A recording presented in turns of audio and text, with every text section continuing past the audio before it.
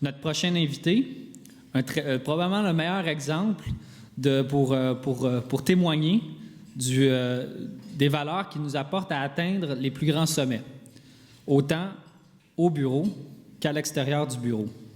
Nicolas Duménil, CPA-CA. Il partagera avec nous aujourd'hui son parcours, du moins inusité et inspirant. Malgré toute son attention vouée à son emploi et à son travail humanitaire, Nick n'a jamais perdu de vue son objectif ultime, l'ascension du mont Everest. Sans plus attendre, veuillez accueillir chaleureusement Nick Duménil.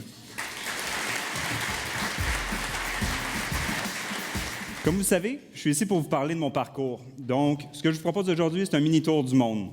On se lance, on part à l'aventure. Mon nom, c'est Nick Duménil et je ne suis pas allé au sommet de l'Everest. Mais là, je brûle les étapes. Je vais commencer au début. Je vais commencer où ça a commencé pour vrai. Puis ça, c'est à Montréal que ça a commencé. Parce que c'est ici que j'ai travaillé fort, que j'ai étudié fort et que j'ai obtenu mon titre de CPA-CA avec beaucoup de fierté. Ça, ce que ça a fait dans ma carrière, c'est que ça a déverrouillé des portes. Une porte déverrouillée, ce n'est pas une porte qui est ouverte, puis ce n'est pas une porte qu'on franchit. Mais de savoir qu'en travaillant puis qu'on peut y aller, bien, ça donne la motivation, puis ça me donne le goût d'y aller, puis ça m'a vraiment motivé à aller vers mes objectifs.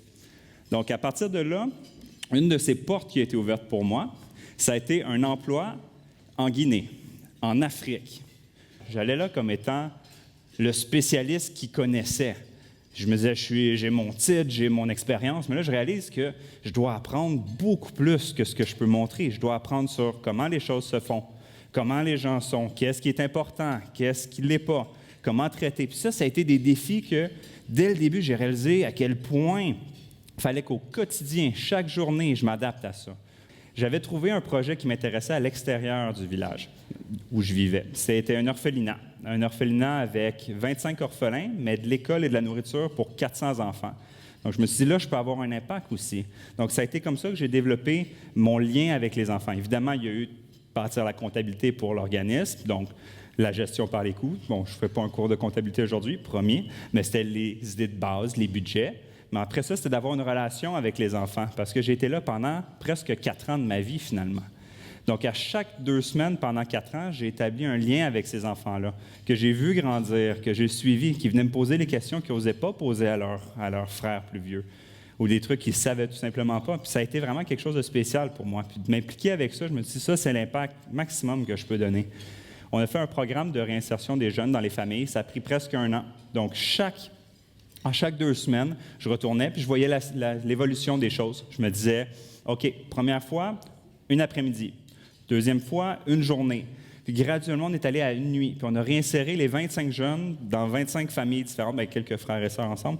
Mais vous voyez l'idée, on les a fait renouer leur tissu social puis avoir des liens avec tout le monde. Puis ça a été une grande fierté pour moi. Puis je me suis dit, bien, ces enfants-là, ils ont une chance de progresser puis de continuer. Puis ça m'a fait beaucoup de fierté. En étant en Afrique aussi, ça me permettait d'aligner plusieurs projets qui m'intéressaient. La montagne, c'en est un. C'en est un gros, en fait, parce que j'avais toujours aimé la montagne. Première randonnée au Québec avec ma mère et ma sœur. J'ai 13 ans, ma sœur elle en a 11. On part pour 2 jours dans les Chic-Chocs, en Gaspésie. Donc, je suis allé d'une montagne à la fois, en commençant par le Québec. Puis ensuite, je suis allé vers ma première haute montagne. Donc ça, c'était... Pour vous donner des idées, je suis parti en Afrique quand j'avais, dans le fond, en 2011, puis je suis revenu en 2015. En 2012, je suis allé au Kilimandjaro, première haute montagne. Je pense que tout le monde a déjà entendu parler du Kilimandjaro. Puis là, la première question, la question qu'on me pose le plus souvent par rapport à cette montagne-là, est-ce que c'est une montagne difficile? Quand on va pas bien en altitude, au moins on a 3 solutions possibles. Première, c'est de descendre. La deuxième, c'est de descendre, puis la troisième, c'est de descendre. Ça a été ça pour moi qui a été une découverte incroyable. C'était atteindre mon premier haut sommet, une randonnée en altitude sur le toit de l'Afrique à presque 6000 mètres. Donc là, on réalise qu'on est à 6600 mètres d'altitude, puis que quelqu'un est en arrêt cardiaque. Puis de voir ça devant moi, bien, je me dis, c'est ça que je veux, c'est ça que j'ai envie. Puis là, j'ai fait la part des choses, puis je me suis dit, bien oui, parce que le total de l'expérience était profondément positif. Ça me donne le goût d'aller vers d'autres choses. Donc, je me suis entraîné encore plus fort, je me suis préparé encore plus, puis je suis allé vers mon prochain objectif, qui a été le mont Denali. Des fois, il y a des sommets. Des fois, il y a des situations difficiles qui se passent. Des fois, je progresse vers autre chose. Puis c'est toute cette mentalité-là qui m'a amené à me dire, je veux encore, puis je vais me préparer, puis je vais aller vers mon objectif ultime. Je vais tenter la plus haute montagne de la planète. Je me sens en forme, je me sens fort, on est à 6000 mètres. À midi, le sol se met à trembler, violemment. 6 à 8 pouces de débattement. Je regarde par la porte de ma tente, puis je vois les Sherpas qui courent vers la tente cuisine. Je me dis, les Sherpas, qui sont les rois de la montagne, qui sont nos guides, ils paniquent.